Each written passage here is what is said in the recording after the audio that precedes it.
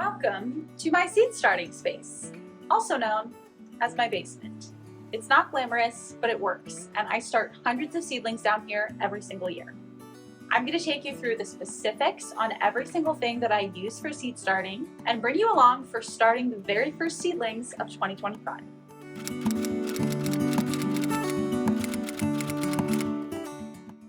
This whole section is all for seed starting, and it's basically in two different zones. On this side, I have everything that is prep. So this is where I'm preparing everything before it goes under the grow lights. And then on this side, I have my shelving and my grow lights. Here are my grow light shelves. I'm gonna get right into it with these because I think this is what people feel most overwhelmed and confused about. I have these wire rack shelving units with my grow lights hung from each shelf.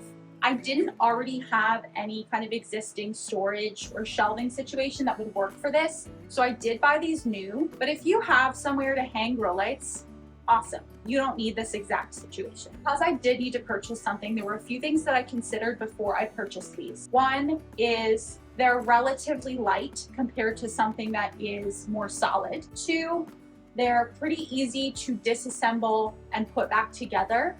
So if and when I need to move my seed starting situation, if we move to a different home, etc., it's not going to be a huge pain to take these apart. Three, I think they're going to last a pretty long time. If I'm going to invest in something, I want to be able to have this for years or decades to come.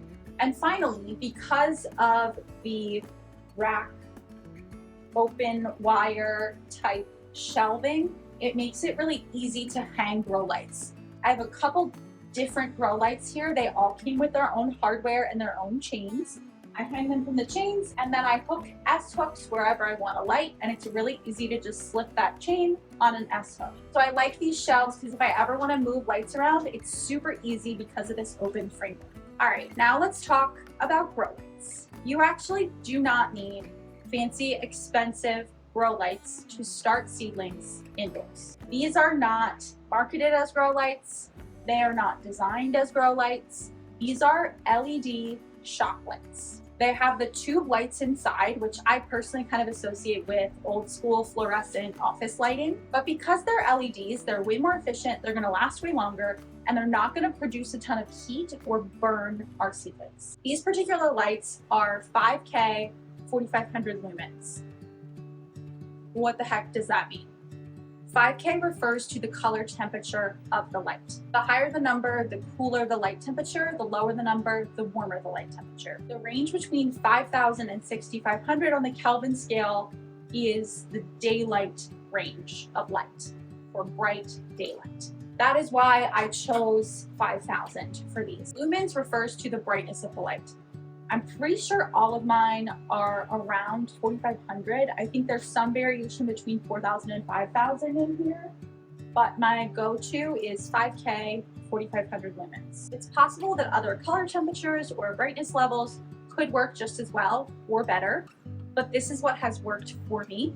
I only want to tell you what I've personally tried, and I have used these lights for 4 years now and they work great. Ultimately, I just want you to know that you don't need to spend hundreds of dollars on fancy lighting to start seeds inside. Each of these lights I purchased for between $15 and $25. And I have seen lights like these ones that don't have the cover on top for as low as $8 a piece. Obviously, a setup this big with this many lights, the cost adds up. So ultimately, this is hundreds of dollars of lights, but you definitely don't need a setup this big to get started.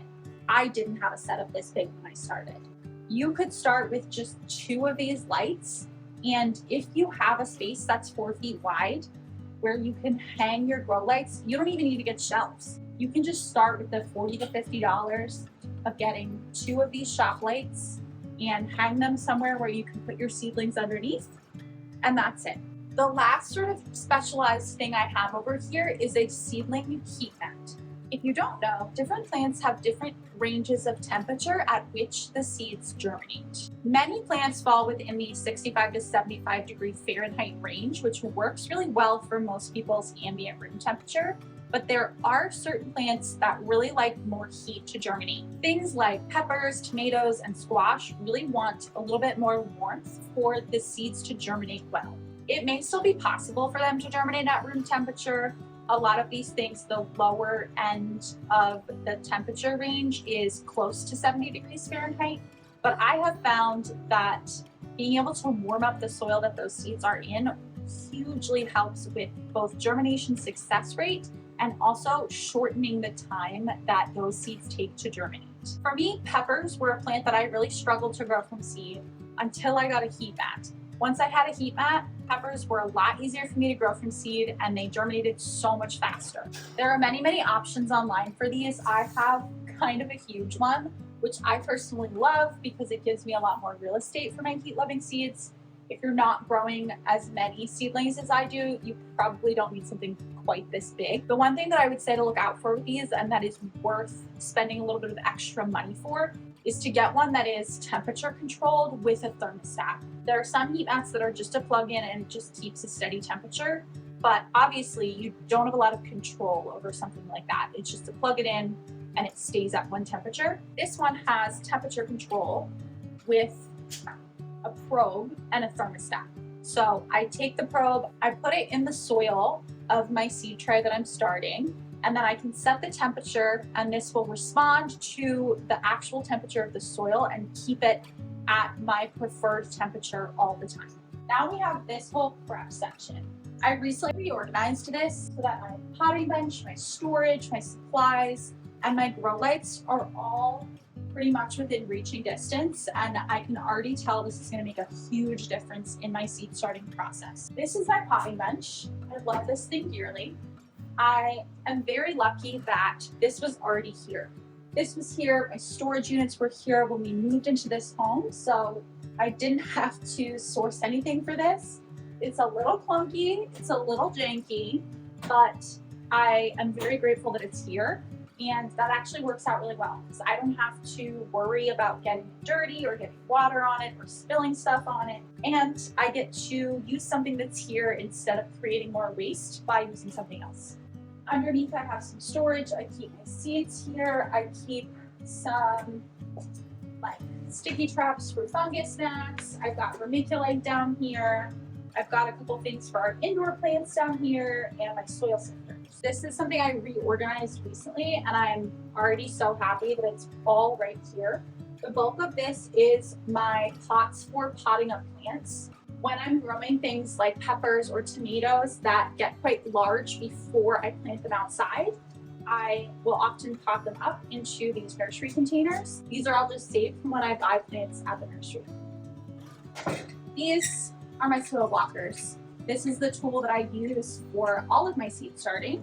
Essentially this, it's a little squeaky right now. All right, I gotta oil this or something because it's real squeaky, but essentially this compresses soil into blocks that are freestanding that I can sow my seeds in, which really helps to minimize plastic use and waste in my seed starting.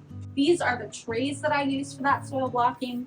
I press all of my soil blocks out onto these trays. These are fiberglass food service trays.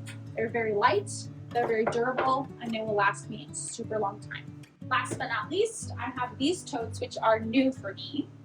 These have all of my ingredients for making my soil mix that I grow my seedlings in. I previously was working in so much chaos down here. I had like 5-gallon buckets, trash cans, muck buckets. I was working in total chaos. And now this allows me to store everything really easily as well as batch my soil making. Because I have enough room to make really big batches, I can batch my soil mix before I start seed starting. I'm really proud of myself. I have not hit my head on any of these pipes yet. It's coming, I'm sure, but I haven't done it yet. That's my seed starting setup, folks. Now I'm gonna get to the fun part and the messy part and make some soil blocks and sow some seeds.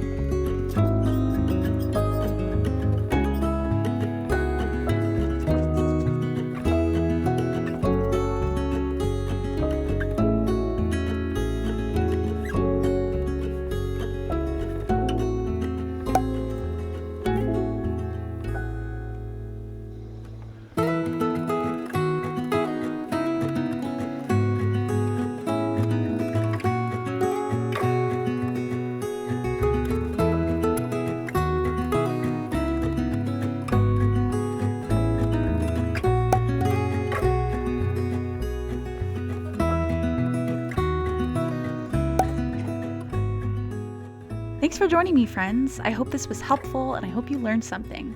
If you'd like to see more garden content, hit that subscribe button to follow along and watch my 2025 garden grow. Until next time!